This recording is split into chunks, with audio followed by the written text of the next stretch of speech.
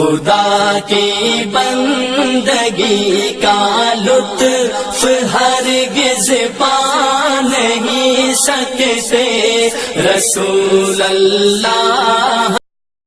رحمۃ اللہ وبرکاتہ۔ دوستو آپ دیکھ رہے ہیں ملک جبار کنگ انسٹی چینل۔ دوستو آج ہم اس مسجد کا ذکر کریں گے کہ اس مسجد کے بارے میں بتائیں گے کیونکہ یہ تاریخ اسلام کی پہلی مسجد ہے جس کی بنیادیں رکھی گئی تھی، کس ہستی نے رکھی تھیں اور اس ہستی کے ساتھ کون کون تھے اور یہ کس مقام پر ہے۔ لیکن اس سے پہلے آپ جان لیں کہ ہم دوستو جب پہنچتے ہیں مکہ اور مدینہ پر کہ مختلف جو مقامات ہیں تو ہمیں پہنچتے پہنچتے 2-3 دن لگ جاتے ہیں۔ آپ لوگ جانتے ہوں گے کہ وہاں پہ کس طریقے سے گرمی ہے، شدید گرمی ہوتی ہے اور وہاں پر پہنچتے پہنچتے کافی ٹائم لگ جاتا ہے، تو 2-3 دن لگ جاتے ہیں ہماری ویڈیوز کو آپ تک پہنچتے پہنچتے۔ تو آپ انتظار کیجئے گا ہماری ویڈیوز کا، کیونکہ ہم 2-3 دن بعد یہ ویڈیو بنا کے بھیجتے ہیں، کیونکہ پہلے ہم قرآن اور حدیث سے تحقیق کر کے پھر اس زیارت پر ہم پہنچتے ہیں۔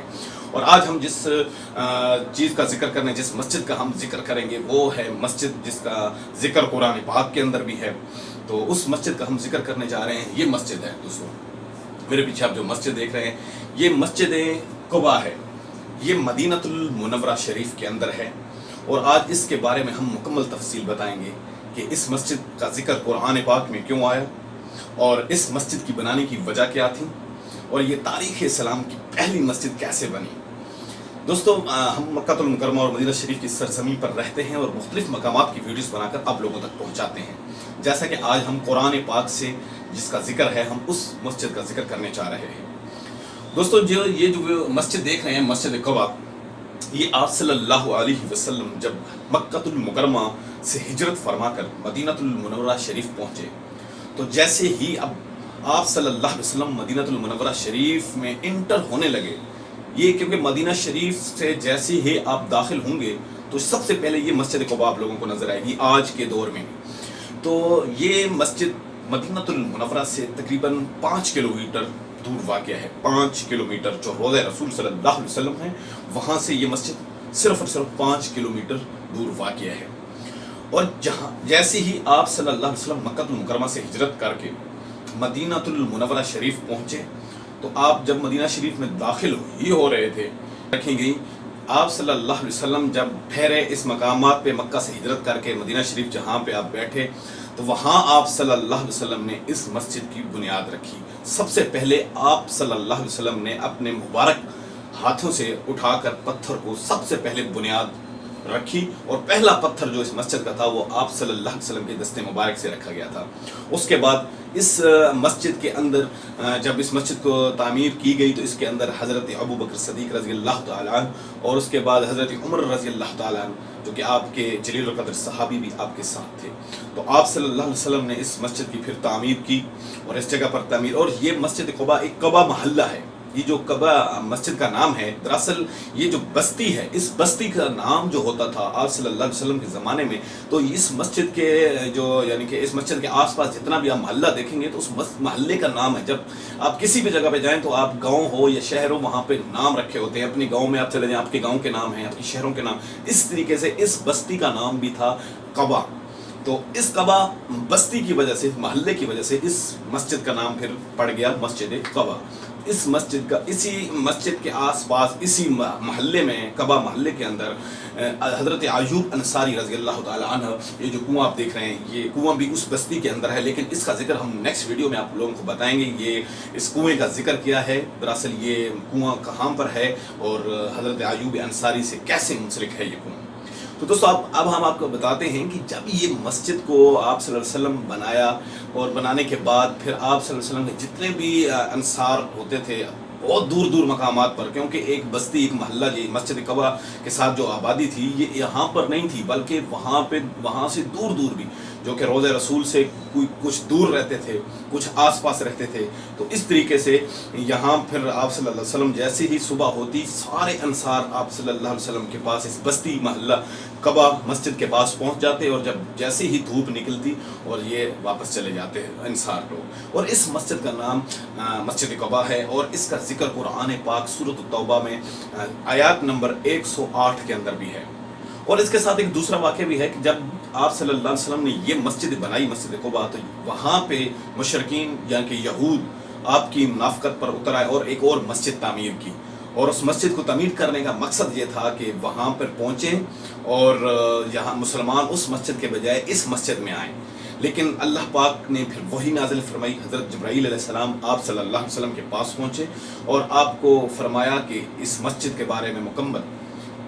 اور اس مسجد کا نام مسجد ضرار پھر ہے، جو کہ آج مدینہ المنورہ میں اس کا نام و نشان تک نہیں ہے. جب آپ صلی اللہ علیہ وسلم نے اس کو نست و نابود کرنے کا کہا اور پھر آپ صلی اللہ علیہ وسلم نے اس کے لوگوں کے ساتھ مل کے اس مسجد کو زمین بوس کر دیا، اور آج مدینہ المنورہ میں آپ جائیں تو آپ کو اس کا نام و نشان تک نہیں ملے گا اس مسجد کا.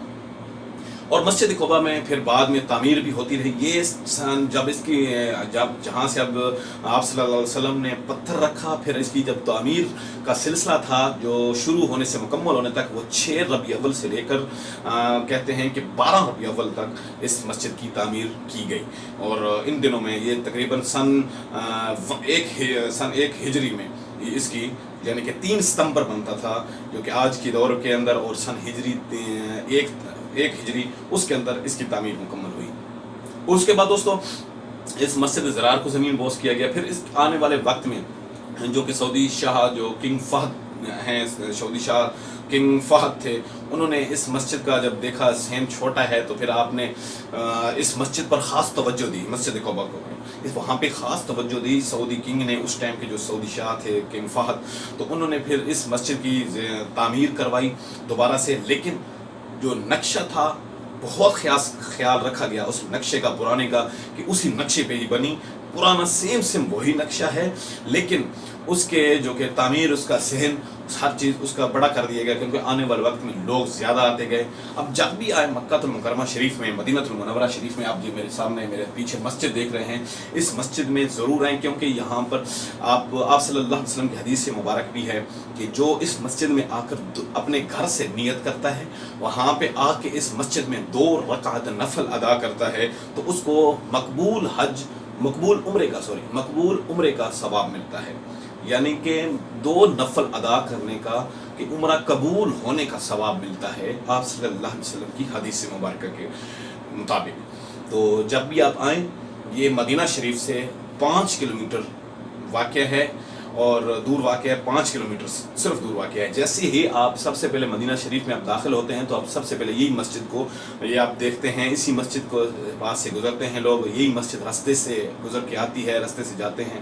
تو جب بھی آپ آئیں تو مدینہ شریف کے اندر سب سے پہلے اس مسجد کے اندر روضہ رسول سے ہو کر آپ زیارتیں کریں. اس مسجد قباء میں جانا مت بھولیے، کیونکہ وہاں پہ آپ صلی اللہ علیہ وسلم کی ایک تو دین اسلام کی سب سے پہلی مسجد ہے، اور اس کے بعد آپ صلی اللہ علیہ وسلم کے جلیل القدر صحابی بھی اس کے اندر شامل تھے جو کہ تعمیر کی گئی.